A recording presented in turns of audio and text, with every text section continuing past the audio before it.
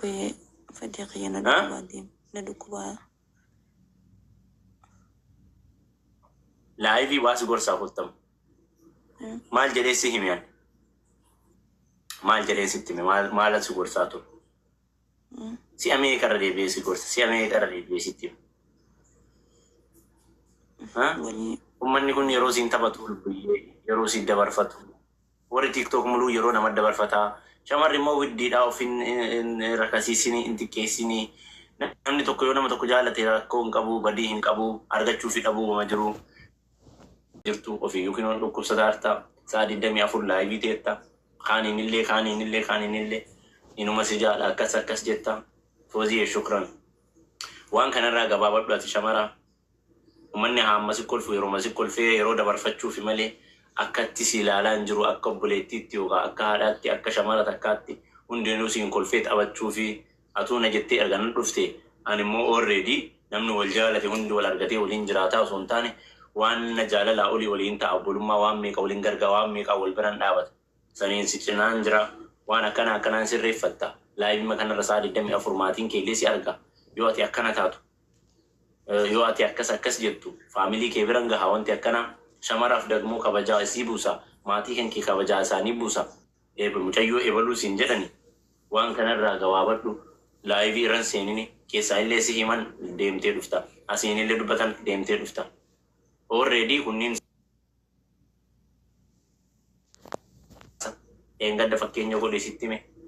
atama dhukkubsatte ammee darajaan atama irra jirtu darajama dhukkubaati argamoo namni karoora qabu namni alaamaa qabu Somaalee bakka rakkoo san keessaa yoo baate kanaa bal'oo itti bahuu deemaa jirta maal gootaa sa'a 24 dhiira kaanii kaan faana akkana jetta sitti kolfallu beet jedhade ati shamara kabajamtuudha garaa qulqulluudha kunniin immoo manni yeroo sitti tabarsuu fi sitti taphachuu fi fooloon sitti kolfee si biraa baa kunillee dhufa kolfee baa sunillee dhufa kolfee baa shamarri baa itakka daawwitiidha shamara jechaan siigalee kan kunuunsani malee kan hundi isaa dhufee faltii itti tufuu miti kan hundi isaa dhufee jecha badaa itti dubbatee deemuu miti nama tokko jaalachuu bama jiru siigalee jaalatanii immoo kan jaalatan hundan argatan kaawwaniin immoo akka sira kashiisanaan dasnan jedhu na jalatti maqaa kiyyaan gaafa himamte maqaa kiyyaan gaafa dubbatamte maqaa kiyyaan gaafa namni si dhahe akka waan badaa siin jedhan hin barbaadu san jechuuf immoo erga jaalattee jaalala kee ibsattee na biraanuu geettee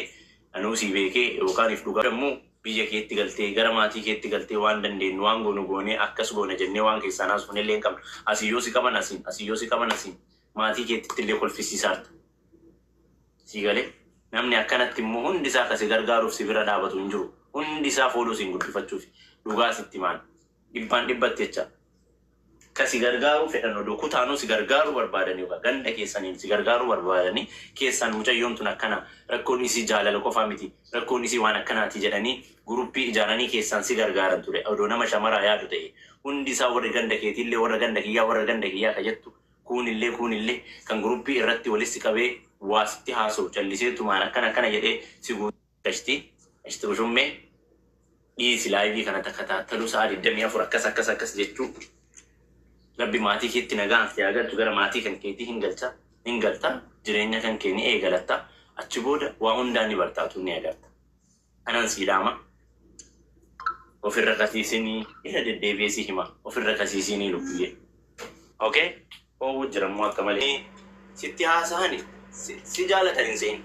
yeroo siin dabarfachuuf namni haganaan mannu jaltaa'ee nu daawwatu kun keessaa namni 5 6 7 8 yoo dhiqqaata nama kudhan kan si yaadu kuwwani dalagaa ofii dalagataa yeroo sitti dabarfachuuf bohaaruuf kolfuuf khalaas ati immoo kanneen irraa hubadhu namni 1,000 yookaan 2,000 si jala yoo gaafa deeme ati beekamtii qabaatteef osoo hin taane gowwoommaa sanii beekamtii yookaan ifaan akkana jettee karaa irraa gorta sii galee kana waan ta'eef kana maaliif siin jedhe beektaa gaafa ati laayivii irra teettee akkana namni si jala dhufee akkanatti kun akkanatti haasa'u hundi isaa si barbaadee si jaalatee si yaadee osoo hin taane yeroo sitti dabarfataa jira akka gowwaa taate beekeen si gowwoomsuu jira siigalee kana waan ta'eef kan beekumsa hin qabne illee kan gowwaa ta'e illee kan fayyaalessa ta'e illee numa jala deema ilmi nama beekumsa qabaatee fi miti kan jala takka taatan gowwaa illee jedhanii yeroo garii yeroo itti dabarfachuuf itti kolfuuf jala deeman ummanni keenya akkasi dhageesse ati immoo mucayyoo qulqulluu onneen kan kee qulqulluu ka waa takka hin beekne ka dhara hin qabne ka marzii hin qabne sii gale